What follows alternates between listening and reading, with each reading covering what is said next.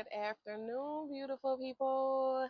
I come with a word of encouragement on this beautiful day. The breeze is amazing. Um, I come to encourage you today to pass down the baton of faith. Pass down the baton of faith.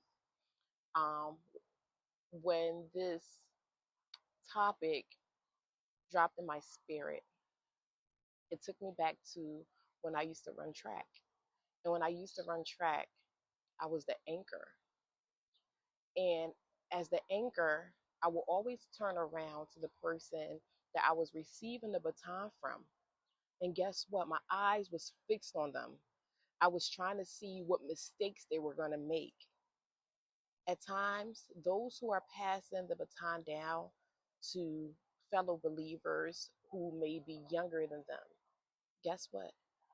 They are looking up to you. They are looking up to you.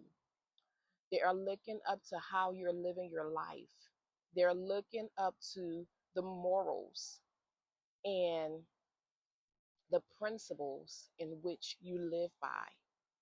When you're passing down the baton of faith, I encourage you to be mindful of every little details, allowing it to be honorable and acceptable before Jesus. Always leaving that question, asking yourself, will Jesus do this? What would Jesus do? We just can't just live anyhow. Our lives have to be an example of who Christ is because Christ is within us. So I come to encourage you because as the anchor, guess what? I was looking back to make sure that the person who was passing the baton down to me was running a good race. So you have to be mindful that you have people that are looking up to you. And in looking up to you, you have to run a good race, a race that resembles who Christ truly is. Our lives have to be the same both before man and behind closed doors because guess what? This race that we're on, this journey, is not for man, it's for God. That's the number one goal. That is who we are doing it for because God looks at the heart. So before we think or do anything, God knows what's deep within us. So we cannot fool God. We could fool man, but we can't fool God. Okay, so we're going to dive right into the Word of God, taken from Psalm 78, from verse 4 to 7. And keep in mind, I might just be pausing as I go to dive a little deeper into what we are reading. And verse 4 reads, "We will not hide them from our descendants." So, what we are learning, things that we are feeding our spirit with in the Word of God, we have to share it. You know, I have this thing where we do family devotion in my house. Things that I am learning, I try to find it in the simplest way to explain it to my children, even as young as they are. um, you know, to be able to implant that seed and place in them exactly what I am reading. And it goes on to say, will tell the next generation.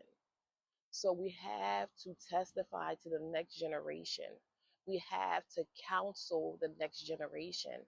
We have to encourage the next generation to run a good race, to hold on to faith, to hold on to Jesus, the praiseworthy deeds of the Lord, his power, and the wonders he has done. We have to tell them of the goodness of God.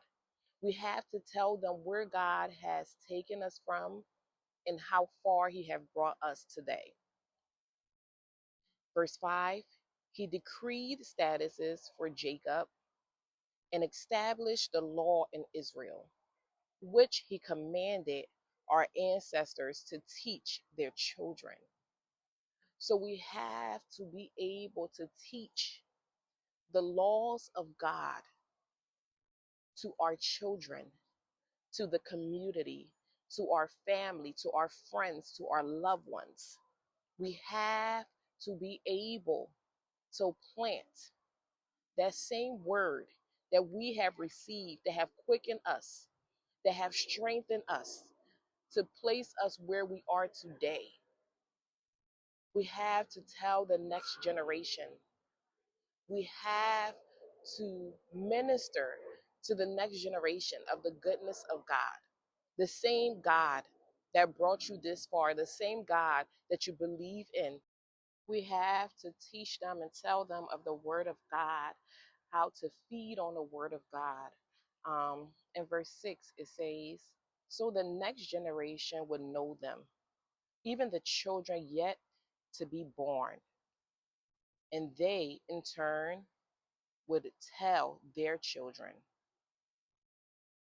So we have to keep in mind that what we are feeding to the next generation, that they themselves will have to carry on and pass that baton of faith onto your grandchildren, onto your great grand. But if you're not passing that on to them, how do you expect them to pass it on to the next generation? The principle and the morals of Christ that is going to be in your home has to be passed down to your children for their next generation and the next generation to come. And the last verse, verse 7, then they will put their trust in God.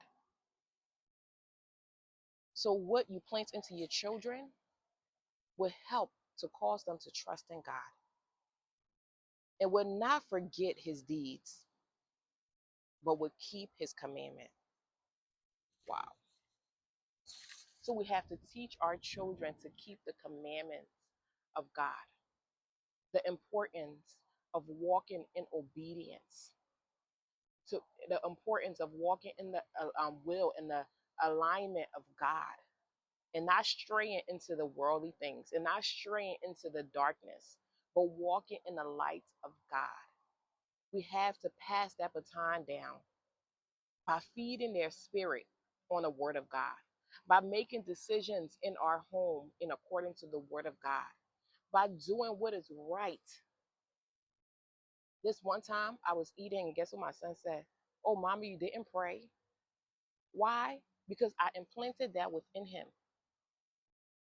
Or at times when I get so tired and I'm laying down, about to fall asleep, he's like, oh, mommy, we didn't do devotion. We have to plant that inside of our children. That listen, this has to be done.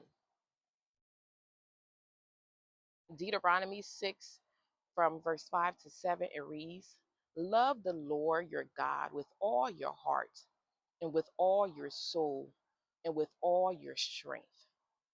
When you love something, you want to share that good news with everyone. When you love something, you cherish it.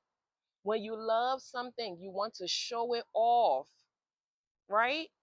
So that's how we have to be with God. Verse 6 says, these commandments that I have give to you today are to be on your hearts.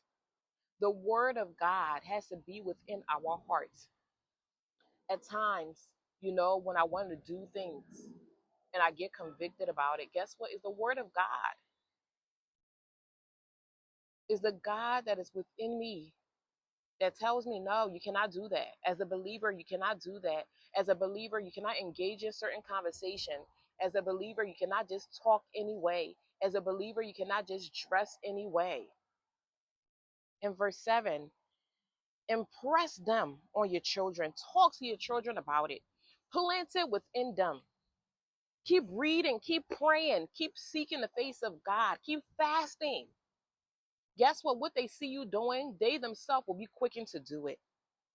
And they say, talk about them when you sit down at home, when you walk along the roads, when you lie down, and when you get up. May we run a good race. And as we run a good race, pass down the baton of faith. At the wayside, those people that is around you that don't know Christ, pull them into the light. Pass down the baton of faith through your lifestyle. Pass down the baton of faith through telling and sharing the word of God to those around you. Pass down the baton of faith by praying, fasting, trusting in God for souls. As a believer, we have to be hunger for souls. It cannot just always only be about us. So I encourage you to pass down the baton of faith. Pass it down. And I hope that this blesses your heart.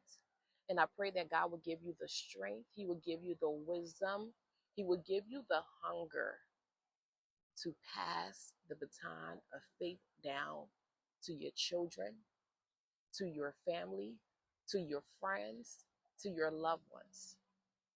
And in that journey, for you yourself to run a good race, to be an example of who Christ truly is.